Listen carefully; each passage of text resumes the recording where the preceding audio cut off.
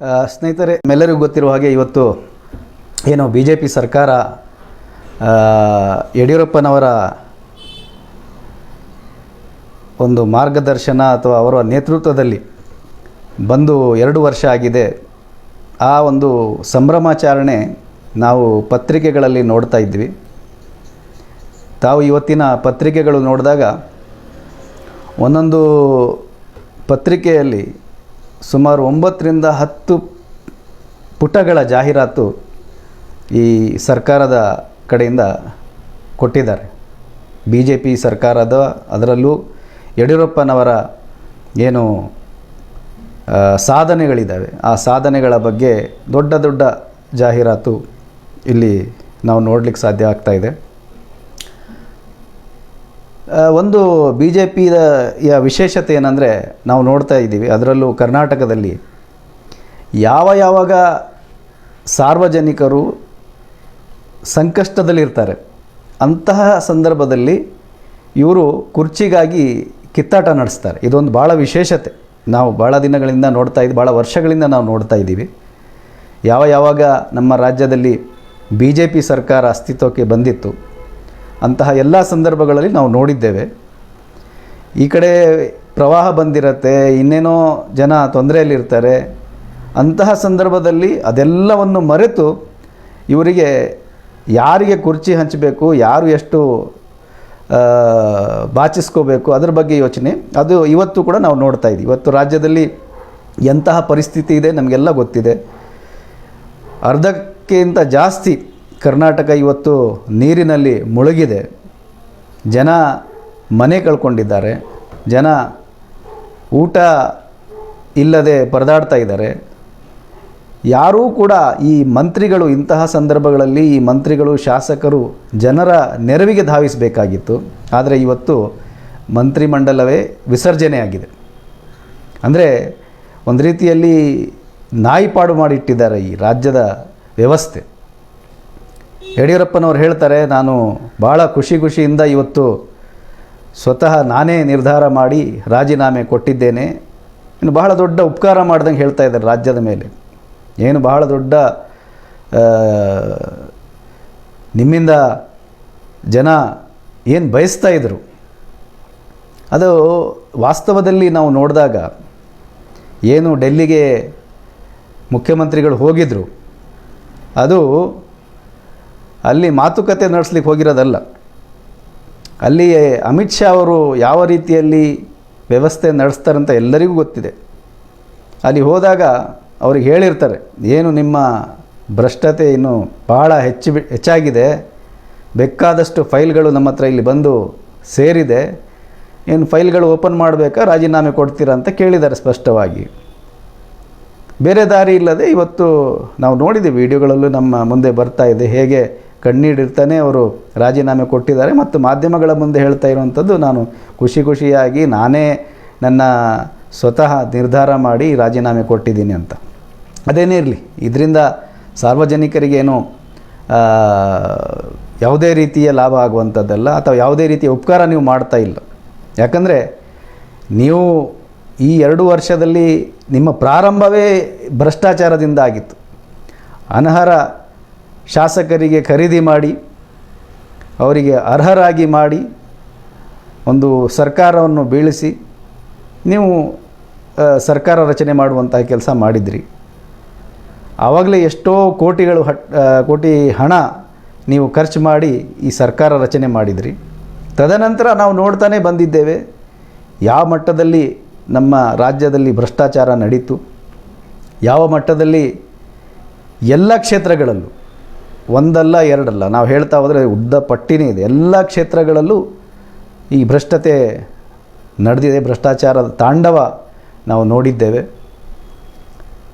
ಅದು ಜನ ಹೇಳೋಕ್ಕಿಂತ ಸ್ವತಃ ನಿಮ್ಮ ಪಕ್ಷದವರೇ ಹೇಳಿದ್ದಾರೆ, ಬಿ ಜೆ ಪಿ ಪಕ್ಷದಲ್ಲಿರುವವರೇ ಹೇಳಿದ್ದಾರೆ. ಗವರ್ನರಿಗೆ ದೂರು ಕೂಡ ಕೊಟ್ಟಿದ್ದಾರೆ.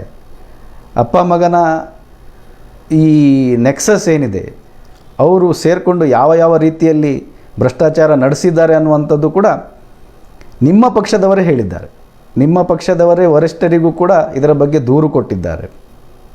ಹಾಗಾಗಿ ಏನು ನೀವು ಇವತ್ತು ರಾಜೀನಾಮೆ ಕೊಟ್ಟಿದ್ದೀರಾ, 2 ವರ್ಷ ಈ ಮುಗಿತಾ ಇದೆ, ಆ ಸಂದರ್ಭದಲ್ಲಿ ನೀವು ರಾಜೀನಾಮೆ ಕೊಟ್ಟಿದ್ದೀರಾ. ಇದು ನಿಮ್ಮ ಆಂತರಿಕ ಜಗಳ. ಇದು ಯಾವುದೋ ಜನರ ಮೇಲೆ ಉಪಕಾರ ಅಲ್ಲ, ಬೇರೆಯವರಿಗೆ ಅವಕಾಶ ಸಿಗಲಿ ಅಂತ ಇನ್ನು ನೀವು ಹೇಳ್ತಾ ಇದ್ದೀರಾ. ಅದೆಲ್ಲ ಜನರಿಗೆ ಅಷ್ಟು ನೀವು ಮೂರ್ಖರಂತ ತಿಳ್ಕೊಬೇಡಿ, ಎಲ್ಲರಿಗೂ ಗೊತ್ತಿದೆ ಜನರಿಗೆ. ಯಾಕಂದರೆ ಕೆಲವೇ ದಿನಗಳ ಹಿಂದೆ ಏನು ನಮ್ಮ ಮಾಧ್ಯಮಗಳಲ್ಲೇ ನಾವು ನೋಡಿದ್ದೇವೆ ಕಿತ್ತಾಟಗಳು ನಿಮ್ಮದು.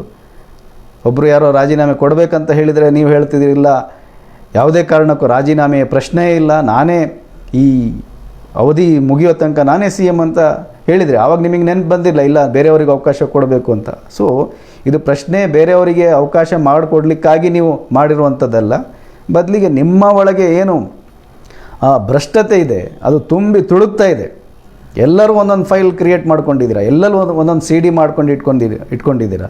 ನೀನು ಕೇಳಿಲ್ಲ ಅಂದರೆ ನಾನು CD ತೋರಿಸ್ತೀನಿ, ಫೈಲ್ ತೋರಿಸ್ತೀನಿ, ನಾನು ಕೇಳಿಲ್ಲ ನೀನು ತೋರಿಸ್ತೀನಿ, ನಿಂದು ತೋರಿಸ್ತೀನಿ. ಈ ರೀತಿ ಇಡೀ ರಾಜ್ಯದ ಈ ಖಜಾನೆಯನ್ನು ಲೂಟಿ ಮಾಡಿ, ಖಜಾನೆಯನ್ನು ಖಾಲಿ ಮಾಡಿ, ಇವತ್ತು ಆರ್ಥಿಕತೆ ನಾವು ನೋಡಿದಾಗ 10 ವರ್ಷ ಹಿಂದೆ ಹೋಗಿದ್ದೀವಿ ನಾವು ನಮ್ಮ ರಾಜ್ಯದಲ್ಲಿ. ಇಡೀ ದೇಶದ ಮಾತು ಬೇರೆ, ನಮ್ಮ ರಾಜ್ಯದಲ್ಲಿ ಇವತ್ತು ಆರ್ಥಿಕತೆಯ ಪರಿಸ್ಥಿತಿ ಏನಿದೆ ಅಂದರೆ ನಾವು 10 ವರ್ಷ ಇವತ್ತು ಹಿಂದೆ ಹೋಗಿದ್ದೇವೆ ಅಂತಹ ಪರಿಸ್ಥಿತಿ. ಅದಕ್ಕೆ ಕಾರಣ ಈ ಭ್ರಷ್ಟತೆ, ಅದಕ್ಕೆ ಕಾರಣ ಎಲ್ಲ ರಂಗಗಳಲ್ಲೂ. ಈಗ ಸಣ್ಣ ಒಂದು ಉದಾಹರಣೆ, ಮೊನ್ನೆ ನಾಚಿಕೆ ಇಲ್ಲದ ಒಂದು ಸಂಗತಿ ನಡೆದಿರುವಂಥದ್ದು, ಆ ಮೊಟ್ಟೆ ಅಪೌಷ್ಟಿಕ ಮಕ್ಕಳಿಗೆ ಮತ್ತು ಆ ಗರ್ಭಿಣಿ ಮಹಿಳೆಗೆ ಕೊಡುವಂಥ ಆಹಾರ ಮೊಟ್ಟೆ, ಅದರಲ್ಲೂ ಕೂಡ ಕಮಿಷನ್ನು ಕಿಕ್ ಬ್ಯಾಕ್ ತಗೊಳ್ಳುವಂಥದ್ದು. ಇಂತಹ ಮನಸ್ಥಿತಿಯ ಈ ಸರ್ಕಾರ ನಮ್ಮ ರಾಜ್ಯದಲ್ಲಿ ನಡೀತಾ ಇರುವಂಥದ್ದು. ಸೊ ಇದೆಲ್ಲ ತುಂಬಿ ತುಳುಕ್ತಾ ಇದೆ. ಇಂತಹ ಸಂದರ್ಭದಲ್ಲಿ ರಾಜೀನಾಮೆ ಕೊಟ್ಟು ಇವತ್ತು ನಾವು ಪತ್ರಿಕೆಗಳನ್ನು ಈಗಾಗಲೇ ಹೇಳ್ದಂಗೆ ಎಲ್ಲ ಪತ್ರಿಕೆಗಳು ನಾವು ನೋಡಿದಾಗ 9 ಪೇಜು 10 ಪೇಜು 8 ಪೇಜು ಈ ರೀತಿ ನೀವು ಜಾಹೀರಾತನ್ನು ಕೊಟ್ಟಿದ್ದೀರ. ಯಾರು ದುಡ್ಡಿದು, ಏನು ಮಾಡಿದ್ದೀರಾ ಅಂತ ನೀವು ಆ ರೀತಿ ಜಾಹೀರಾತು ಕೊಟ್ಟಿದ್ದೀರಾ. ಇದಕ್ಕಿಂತ ಮುಂಚೆ ಈಗಾಗಲೇ ನಾವು ಮಾಹಿತಿಯನ್ನು ಕೂಡ ಹಾಕಿದ್ದೇವೆ. ಎಲ್ಲರಿಗೂ ಉಚಿತವಾಗಿ ಲಸಿಕೆ ಕೊಡ್ತಾ ಇದ್ದೀವಿ. ಅದೇನು ಉಪಕಾರ ಮಾಡ್ತಾ ಇದ್ದೀರಾ ನೀವು? ಕೇಂದ್ರ ಸರ್ಕಾರ ಏನು ಉಪಕಾರ ಮಾಡ್ತಾ ಇದೆಯಾ? ನಮ್ಮ ದುಡ್ಡು ಈ ದೊಡ್ಡ ದೊಡ್ಡ ಬಿಸ್ನೆಸ್ ಕಂಪನಿಗಳು PM ಕೇರ್ ಫಂಡಲ್ಲಿ ಹಣ ಕೊಟ್ಟಿದ್ದಾರೆ, ಹಣ ಜಮಾ ಮಾಡಿದ್ದಾರೆ. ಆ ಹಣದಿಂದ ವ್ಯಾಕ್ಸಿನೇಷನ್ ಮಾಡ್ತಾ ಇದ್ದೀರಾ. ಇಡೀ ಪ್ರಪಂಚದಲ್ಲಿ ಇರುವಂತಹ ದೇಶಗಳು ತಮ್ಮ ನಾಗರಿಕರಿಗೆ ಫ್ರೀ ವ್ಯಾಕ್ಸಿನೇಷನ್ ಕೊಡ್ತಾ ಇದ್ದಾರೆ. ಯಾರೂ ಕೂಡ ಜಾಹೀರಾತು ಹಾಕ್ತಾ ಇಲ್ಲ. ಯಾಕಂದರೆ ಎಲ್ಲರಿಗೂ ಗೊತ್ತಿದೆ ಇದು ಜನರ ದುಡ್ಡು, ಜನರಿಗೆ ನಾವು ಬಳಸ್ತಾ ಇದ್ದೀವಿ ಅಂತ.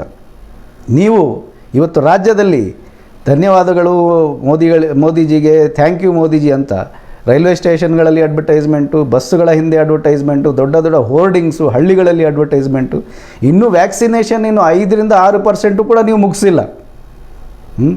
ನೀವು ಇಷ್ಟು ದೊಡ್ಡ ಜಾಹೀರಾತು ಪ್ರತಿದಿನ ನಾವು ನೋಡ್ತೀವಿ. ಜಾಹೀರಾತು ಜಾಹೀರಾತು ಜಾಹೀರಾತು.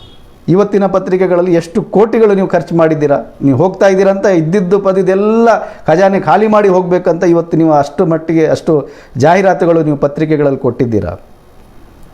ಅಂದರೆ ಈಗ ನೀವು ನಿಮ್ಮ ಪಕ್ಷದವ್ರು ಹೇಳ್ತಾ ಇರುವಂಥದ್ದು, ಆಯಿತು ಮುಖ್ಯಮಂತ್ರಿ ಅವರು ಹೋಗ್ತಾ ಇದ್ದಾರೆ, ಇನ್ನೊಬ್ಬರು ಬರ್ತಾರೆ. ಏನು ಅದರಿಂದ ಏನು ವ್ಯತ್ಯಾಸ ಆಗದಿದೆ? ರಾಜ್ಯದ ಜನತೆಗೆ ಅದರಿಂದ ಏನು ಲಾಭ ಆಗುವಂಥದ್ದು? ಇನ್ನೊಬ್ಬರು ಬರ್ತಾರೆ, ಇನ್ನಷ್ಟು ಲೂಟಿ ಹೊಡಿತಾರೆ, ಹೋಗ್ತಾರೆ.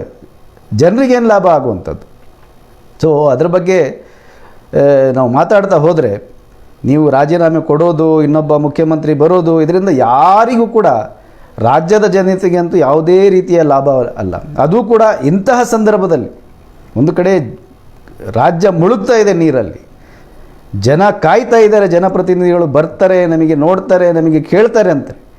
ನೀವು ಸಂಪುಟವನ್ನು ವಿಸರ್ಜಿಸಿ ಇವತ್ತು ನೀವು ತಮ್ಮ ತಮ್ಮ ಖಾತೆಗಳ ಹಂಚಿಕೆ ಬಗ್ಗೆ ಚಿಂತನೆ ಮಾಡ್ತಾ ಇದ್ದೀರಾ. ಯಾರಿಗೆ CM ಆಗಬೇಕು, ಯಾರಿಗೆ ಯಾವ ಮಂತ್ರಿ ಕೊಡಬೇಕು, ಯಾವ ಜಾತಿಗೆ ಎಷ್ಟು ಪ್ರಾತಿನಿಧ್ಯ ಕೊಡಬೇಕು, ಈ ಚರ್ಚೆ ನಡೆಸ್ತಾ ಇದ್ದೀರಾ ನೀವು. ಇದು ಸಮಯನ? ಇದು ಸಂದರ್ಭನ? ಜನ ಕಾಯ್ತಾ ಇದ್ದಾರೆ, ಅಲ್ಲಿ ನಿರೀಕ್ಷೆಯಲ್ಲಿದ್ದಾರೆ, ಬರ್ತಾರೆ, ನಮ್ಮನ್ನು ನೋಡ್ತಾರೆ, ನಮ್ಮ ಸಂಕಷ್ಟವನ್ನು ಕೇಳ್ತಾರೆ. ಅದನ್ನು ಬಿಟ್ಟು ನೀವು ನಿಮ್ಮ ಮೋಜಿನಲ್ಲೇ ಇದ್ದೀರಾ. ನೀವು ಅಳೋದು, ನೀವು ನಗೋದು ಯಾರಿಗೆ ಬೇಕಾಗಿದೆ? ಯಾಕಾಗಿ ಹೇಳ್ತಾ ಇದ್ದೀರಾ? ಏನು ನಿಮ್ಮ ಆಸ್ತಿಗಳು ಕೊಡ್ತಾ ಇದ್ದೀರಾ ಅಳ್ಳಿಕೆ? ಯಾಕೆ ದುಃಖ ನಿಮಗೆ? ಲೂಟಿ ಮಾಡಿ ಸಾಕಾಗಿಲ್ವಾ? ದುಃಖ ಆಗೋದಂಥದ್ದು ಏನಿದೆ ಅದರಲ್ಲಿ? ಏನು ಈ ಪ್ರವಾಹದಲ್ಲಿ ಜನ ಕಷ್ಟದಲ್ಲಿದ್ದೀರಲ್ಲ, ಅದಕ್ಕಾಗಿ ಕಣ್ಣೀರು ಬಂತ ನಿಮಗೆ? ಕೋವಿಡ್ನಿಂದ ಅಷ್ಟು ಜನ ಆಕ್ಸಿಜನ್ ದುರಂತವಾಗಿ ಜನ ಸತ್ತೋದ್ರು. ಚಾಮರಾಜನಗರದಲ್ಲಿ 24 ಜನ ಸತ್ತೋದ್ರು, ಜೀವ ಕಳ್ಕೊಂಡ್ರು. ಕಣ್ಣೀರು ಬಂತ ನಿಮಗೆ? ಈಗ ಕಣ್ಣೀರು ಬರ್ತಾ ಇದೆ. ಕುರ್ಚಿ ಖಾಲಿ ಮಾಡಬೇಕಲ್ಲ, ಇನ್ನೂ ಲೂಟಿ ಮಾಡಲಿಕ್ಕೆ ಸಿಗೋದಿಲ್ಲ ಅಂತ ಯೋಚನೆ ಮಾಡಿ ಮಾಡಿ ನಿಮಗೆ ಕಣ್ಣೀರು ಬರ್ತಾ ಇದೆ. ಜನರ ಸಂಕಷ್ಟವನ್ನು ಕೇಳಿ ಯಾವತ್ತೂ ನಿಮಗೆ ಕಣ್ಣೀರು ಬಂದಿಲ್ಲ. ಜನರ ತೊಂದರೆಗಳನ್ನು ಕೇಳಿ ಯಾವತ್ತೂ ನಿಮಗೆ ಕಣ್ಣೀರು ಬಂದಿಲ್ಲ. ಇವತ್ತು ಕುರ್ಚಿ ಖಾಲಿ ಮಾಡಬೇಕನ್ನುವಾಗ ನಿಮಗೆ ಕಣ್ಣೀರು ಬರುತ್ತೆ. ಇಂತಹ ಮಂತ್ರಿಗಳು, ಇಂತಹ ರಾಜಕಾರಣಿಗಳು ಇದ್ದರೆ ಏನು, ಇಲ್ಲದಿದ್ದರೆ ಏನು, ಇದಕ್ಕೆ ರಾಜ್ಯಕ್ಕೆ ಏನು ಉಪಯೋಗ ಆಗುವಂಥದ್ದಲ್ಲ. ಇನ್ನೂ 2 ವರ್ಷಗಳ ಸಾಧನೆಗಳ ಬಗ್ಗೆ ನೀವು ಜಾಹೀರಾತುಗಳನ್ನು ಕೊಟ್ಟಿದ್ದೀರಾ. ಏನು ಸಾಧನೆಗಳು ನೀವು ಮಾಡಿದ್ದೀರಾ? ಯಾವ ರೀತಿಯ ಸಾಧನೆಗಳು ನೀವು ಮಾಡಿದ್ದೀರಾ? ಕರೋನಾವನ್ನು ಹೇಗೆ ನಿಭಾಯಿಸಿದ್ದು ಇಡೀ ದೇಶ ನೋಡಿದ್ದೆ, ರಾಜ್ಯದ ಜನ ನೋಡಿದ್ದಾರೆ. ನಿಮ್ಮ ಕೇಂದ್ರ ಸರ್ಕಾರದವರು ಪಾರ್ಲಿಮೆಂಟಲ್ಲಿ ಲಿಖಿತವಾಗಿ ಹೇಳ್ತಾರೆ, ಒಬ್ಬರು ಕೂಡ ಆಕ್ಸಿಜನ್ ಕೊರತೆಯಿಂದ ಸಾಯಲಿಲ್ಲ ಅಂತ. ನಮ್ಮ ರಾಜ್ಯದಲ್ಲಿ 24 ಜನ ಸತ್ತಿದ್ದಾರಲ್ಲ, ಪ್ರಾಣ ಕಳ್ಕೊಂಡಿದ್ದಾರೆ. ಅದು ನೀವು ಕೂಡ ಅವರಿಗೆ ಪರಿಹಾರ ಕೊಡಲಿಕ್ಕೂ ನೀವು ಸಿದ್ಧರಿದ್ದಿಲ್ಲ. ಕೋರ್ಟ್ ಹೇಳಿದ ನಂತರ ಕೋರ್ಟ್ ನಿಮಗೆ ಛೀಮಾರಿ ಹಾಕ್ತು, ಆ ಜೀವ ಕಳ್ಕೊಂಡವರಿಗೆ ನೀವು ಪರಿಹಾರ ಕೊಡಿ ಅಂತ. ಆದರೂ ಕೂಡ ಇನ್ನೂ ಅವರಿಗೆ ಸರಿಯಾದ ಪರಿಹಾರ ತಲುಪ್ತಾ ಇಲ್ಲ. ಆಕ್ಸಿಜನ್ ವ್ಯವಸ್ಥೆ ಸರಿಯಾಗಿ ಮಾಡಿಲ್ಲ, ವೆಂಟಿಲೇಟರ್ ವ್ಯವಸ್ಥೆ ಮಾಡಿಲ್ಲ. ಜನ ಬೀದಿಯಲ್ಲಿ ಬಿದ್ದು ಸಾಯುವಂತಹ ಪರಿಸ್ಥಿತಿ ನಮ್ಮ ರಾಜ್ಯದಲ್ಲೂ ಕೂಡ ಬಂದಿತ್ತು. ಕೇವಲ ಬೇರೆ ಬೇರೆ ರಾಜ್ಯಗಳ ಬಗ್ಗೆ ಮಾತಾಡೋದಲ್ಲ, ನಮ್ಮ ರಾಜ್ಯದಲ್ಲೂ ಕೂಡ ಬಂದಿತ್ತು. ನೀವು ಅದನ್ನು ನಿಮಗೆ ನಿಭಾಯಿಸೋಕ್ಕಾಗಲಿಲ್ಲ. ಆ ಸಂದರ್ಭದಲ್ಲಿ, ಲಾಕ್ಡೌನ್ ಸಂದರ್ಭದಲ್ಲಿ ಪರಿಹಾರ ಘೋಷಣೆ ಮಾಡಿದ್ರಿ, ಪ್ಯಾಕೇಜ್ಗಳು ಘೋಷಣೆ ಮಾಡಿದ್ರಿ. ಎಲ್ಲೋಯ್ತು ಆ ಪ್ಯಾಕೇಜ್ಗಳು? ಯಾರಿಗೆ ಸಿಕ್ತು ಪ್ಯಾಕೇಜ್ಗಳು? ಆ ಅಡ್ವರ್ಟೈಸ್ ಮೇಲೆ ಏನು ಖರ್ಚು ಮಾಡ್ತಾ ಇದ್ದೀರಲ್ಲ ಸ್ವಾಮಿ, ಅದನ್ನೇ ಆ ದುಡ್ಡು ಆ ಬಡವರಿಗೆ ಕೊಡಿ. ಅವರೇ ಬಂದು ಹೇಳ್ತಾರೆ ನಮಗೆ ಸಿಕ್ಕಿದೆ, ಅವರೇ ಜಾಹೀರಾತು, ಅವರೇ ಅಡ್ವರ್ಟೈಸ್ ಮಾಡ್ತಾರೆ ನಮಗೆ ಸಿಕ್ಕಿದೆ, ನಮ್ಮ ಮುಖ್ಯಮಂತ್ರಿಗಳು ನಮಗೆ ಕೊಟ್ಟಿದ್ದಾರೆ ಅಂತ. ನೀವು ಕೊಡಲಿಲ್ಲ, ಅದಕ್ಕಾಗಿ ನಿಮಗೆ ಇವತ್ತು ಪತ್ರಿಕೆಗಳಲ್ಲಿ ಹೇಳುವಂತಹ ಅನಿವಾರ್ಯತೆ ನಿಮಗೆ ಬಂದಿದೆ. ಪತ್ರಿಕೆಗಳ ಮುಖಾಂತರ, ಜಾಹೀರಾತುಗಳ ಮುಖಾಂತರ ಜನರ ಮುಂದೆ ಹೇಳುವಂತಹ ಅನಿವಾರ್ಯತೆ ನಿಮಗೆ ಬಂದಿದೆ. ಕೆಲಸಗಳು ಮಾತಾಡಬೇಕು ಸ್ವಾಮಿ, ಕೆಲಸಗಳು ಮಾತಾಡಬೇಕು, ಮಾತುಗಳಲ್ಲ. ಜನ ಮಾತಾಡಬೇಕು, ಹೌದು ಇಂಥವ್ರು ಮುಖ್ಯಮಂತ್ರಿ ಆಗಿದ್ರು, ಇಂಥವ್ರು ನಮಗೆ ಕೊಟ್ಟಿದ್ದಾರೆ ಅಂತ. ಇನ್ನು ರೈತರ ಅವಸ್ಥೆ ಏನಾಗಿದೆ? ಪ್ರತಿ ವರ್ಷ ಸತತವಾಗಿ 3-4 ವರ್ಷಗಳಿಂದ ನಮ್ಮ ರಾಜ್ಯದಲ್ಲಿ ಮಳೆಯಿಂದ ಪ್ರವಾಹ ಬರ್ತಾ ಇದೆ. ಆ ಪ್ರವಾಹದಿಂದ ಜನ, ಅದರಲ್ಲೂ ಕೂಡ ರೈತರು ತಮ್ಮ ಬೆಳೆಗಳ ಕಳ್ಕೊಳ್ತಾ ಇದ್ದಾರೆ, ನಾಶವಾಗ್ತಾ ಇದೆ. 2019ರಲ್ಲಿ ಸುಮಾರು 2.2 ಲಕ್ಷ ಎಕರೆ ಬೆಳೆ ಹಾಳಾಗಿದೆ. ಅದೇ ರೀತಿ 2020ರಲ್ಲಿ 43,000 ಎಕರೆ ಜಮೀನಿನ ಮೇಲೆ ಇದ್ದಂತಹ ಬೆಳೆ ನಾಶವಾಗಿದೆ. ಮತ್ತೆ ಈಗ ಪ್ರವಾಹ ಬಂದಿದೆ, ಮತ್ತೆ ಬೆಳೆ ನಾಶ ಆಗ್ತಾ ಇದೆ. ಹಿಂದೆ ಘೋಷಿಸಿರುವಂತಹ ಪರಿಹಾರದಲ್ಲಿ 50% ಕೂಡ ಜನರಿಗೆ, ರೈತರಿಗೆ ತಲುಪಿಲ್ಲ. ಅದರ ಮೇಲೆ ಮತ್ತೆ ಎಲೆಕ್ಟ್ರಿಸಿಟಿ ಅದರ ದರ ಜಾಸ್ತಿ ಮಾಡ್ತಾ ಇದ್ದೀರಾ. ಬೀಜ, ಕಳಪೆ ಬೀಜ, ರೈತರು ಬೆಳೆಸಿರುವಂತಹ ಬೆಳೆಗಳಿಗೆ ಯಾವುದೇ ರೀತಿಯ ಬೆಂಬಲ ಬೆಲೆ ಕೂಡ ಸಿಗ್ತಾ ಇಲ್ಲ. ಮಾರುಕಟ್ಟೆಯ ವ್ಯವಸ್ಥೆ ಸರಿಯಾಗಿಲ್ಲ. ಮತ್ತು ಕರಾಳ ಕಾನೂನುಗಳು ಏನು ಕೇಂದ್ರ ಸರ್ಕಾರ ತಂದಿದೆ, ಅದಕ್ಕೂ ಕೂಡ ನೀವು ಬೆಂಬಲ ಸೂಚಿಸ್ತಿದ್ದೀರಾ, ಅದನ್ನು ಕೂಡ ಸಮರ್ಥನೆ ಮಾಡಿಕೊಡ್ತಾ ಇದ್ದೀರಾ. ಯಾರಿಗೆ ಉಪಕಾರ ಮಾಡಿದ್ದೀರಾ? ಯಾರಿಗಾಗಿ ಸರ್ಕಾರ ನಡೆಸಿದ್ದೀರಾ? ಕೇವಲ ನೀವು ಸರ್ಕಾರ ನಡೆಸ್ತಾ ಇರುವಂಥದ್ದು, ನಡೆಸಿದ್ದು ದುಡ್ಡು ಮಾಡಲಿಕ್ಕಾಗಿ. ನೀವು ಸೇರಿಕೊಂಡು ದುಡ್ಡು ಮಾಡಿಕೊಂಡು ನಿಮ್ಮ ಜೇಬಿಗೆ ಎಷ್ಟು ಬೇಕಿತ್ತು ಅದು ಲೂಟಿ ಹೊಡೆಯುವಂತಹ ಸರ್ಕಾರ ಈ 2 ವರ್ಷದಲ್ಲಿ ನಡೆಸಿದೆ. ಭ್ರಷ್ಟಾಚಾರ ಅಂತೂ ಬಾಯಿ ತಪ್ಪಿ ಅಮಿತ್ ಶಾ ಅವರು ಪ್ರೆಸ್ ಕಾನ್ಫರೆನ್ಸ್ ಮಾಡುವಾಗ ಅವ್ರ ಬಾಯಿಂದ ಬಂದುಬಿಟ್ಟಿತ್ತು. ಅದು ಅತಿ ಹೆಚ್ಚು ಭ್ರಷ್ಟರು ಯಾರು ಅಂತ ಅವ್ರು ಹೇಳಿಬಿಟ್ಟಿದ್ರು. ಅಂದರೆ ಅದು ಒಳಗಡೆ ಇದ್ದ ಮಾತು ಹೊರಗೆ ಬಂದಿತ್ತು, ಬಾಯಿ ಮೇಲೆ ಬಂದಿತ್ತು. ಸೊ ಈ ರೀತಿ ಇವತ್ತು ಇಡೀ ರಾಜ್ಯವನ್ನೇ ಲೂಟಿ ಹೊಡೆದು, ಇಡೀ ರಾಜ್ಯದ ಎಕನಾಮಿ ಪಾತಾಳಕ್ಕೆ ತಂದು ಇವತ್ತು 2 ವರ್ಷದ ಒಂದು ಕಡೆ ಜಾಹೀರಾತಿನ ಮುಖಾಂತರ ಸಂಭ್ರಮಾಚರಣೆ ನಡೆಸ್ತಾ ಇದ್ದೀರಾ, ಇನ್ನೊಂದು ಕಡೆ ಬಹಳ ದೊಡ್ಡ ಉಪಕಾರ ಮಾಡ್ತಾ ಇದ್ದೀನಿ ಅಂತ ರಾಜೀನಾಮೆ ಕೊಟ್ಟು ನಿಮ್ಮ ಆ ಕರಾಳ ಕೆಲಸಗಳಿಗೆ ನೀವು ರಾಜೀನಾಮೆ ಕೊಡಬೇಕಂತ ಪರಿಸ್ಥಿತಿ ಬಂದಿರುವಂಥದ್ದು ಅದು ಎಲ್ಲರಿಗೂ ಗೊತ್ತಿದೆ.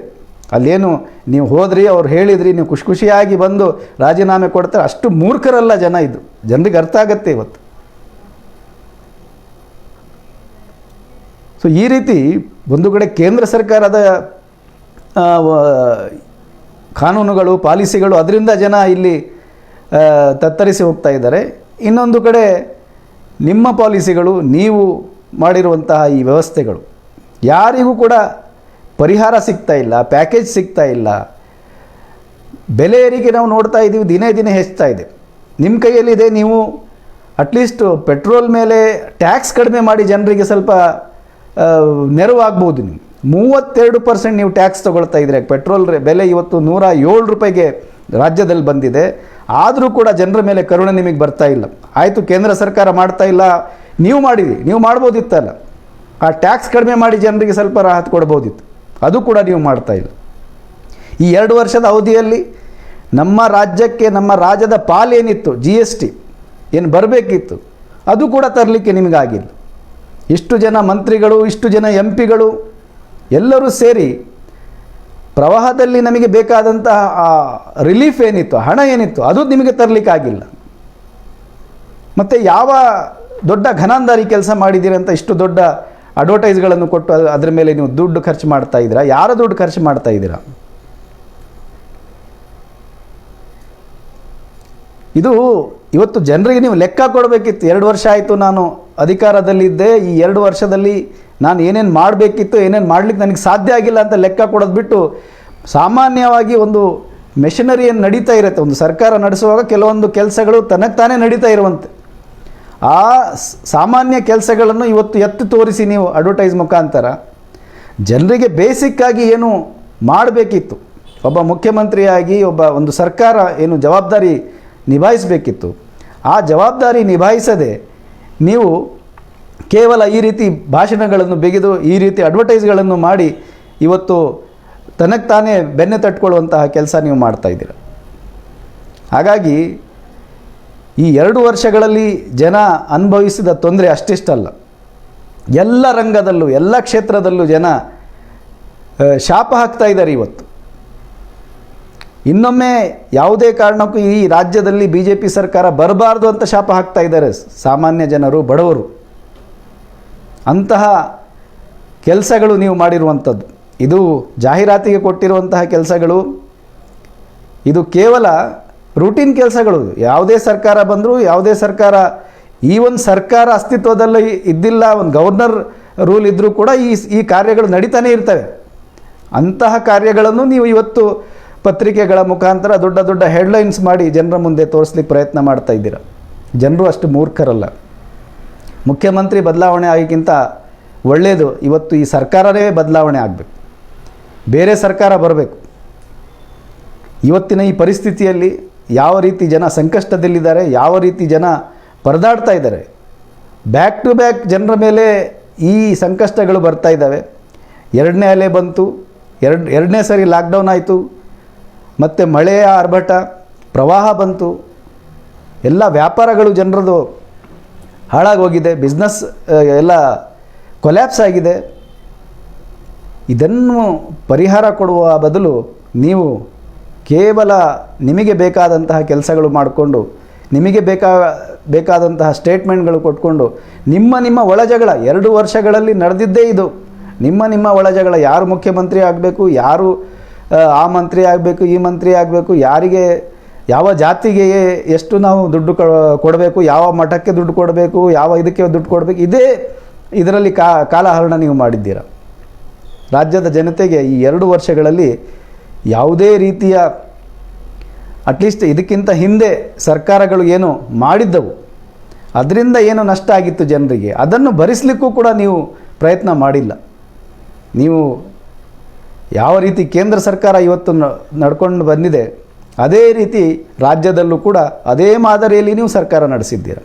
ಅವರು ಯಾವ ರೀತಿಯಲ್ಲಿ ಜನರಿಗೆ ತೊಂದರೆ ಕೊಡುವಂತಹ ಪಾಲಿಸಿಗಳು ಮಾಡಿದರು, ಆ ಎಲ್ಲ ಪಾಲಿಸಿಗಳು ನೀವು ಇಲ್ಲಿ ತಂದು ಇಲ್ಲಿಯ ಜನರಿಗೆ ಕೂಡ ತೊಂದರೆ ಕೊಡುವಂತಹ ಕೆಲಸ ಇವತ್ತು ನೀವು ಮಾಡಿದ್ದೀರ.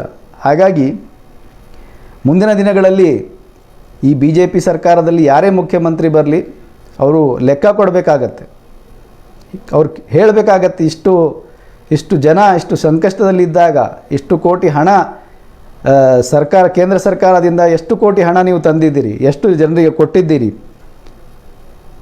ಇದು 3ನೇ ಸಲ ರಾಜ್ಯದಲ್ಲಿ ಪ್ರವಾಹ ಬರ್ತಾ ಇರುವಂಥದ್ದು. ಇದೇ ಎರಡು ಮೂರು ವರ್ಷದಲ್ಲಿ 3ನೇ ಬಾರಿ ಪ್ರವಾಹ ಬರ್ತಾ ಇದೆ. ಇನ್ನು ಮೊದಲನೇ ಬಾರಿ ಪ್ರವಾಹ ಬಂದ ಆ ಜಾಗಗಳಿಗೆ, ಆ ಜನರಿಗೆ ಇನ್ನೂ ಕೂಡ ಯಾವುದೇ ರೀತಿಯ ಪರಿಹಾರ ಸಿಕ್ಕಿದ್ರೂ ಕೂಡ ಕೇವಲ ಕೆಲವರಿಗೆ 10,000, ಕೆಲವರಿಗೆ 5,000, ಅದು ಯಾವುದಕ್ಕೂ ಬರಲ್ಲ ಅಂತಹ ಪರಿಹಾರ ನೀವು ಘೋಷಣೆ ಮಾಡಿರುವಂಥದ್ದು.